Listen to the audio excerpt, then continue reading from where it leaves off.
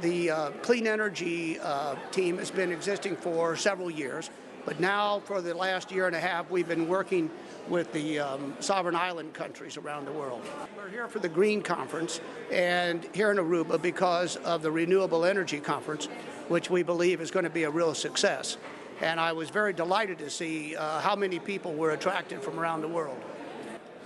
I thought it was one of the most remarkably insightful speeches that I've ever heard.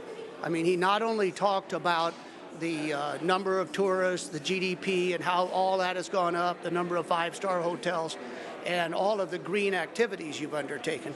But what really struck me as exceptional was his appreciation for the fact that behind the numbers is a person, behind the numbers is a community, and helping people in communities is part of what the Clinton Foundation's about too.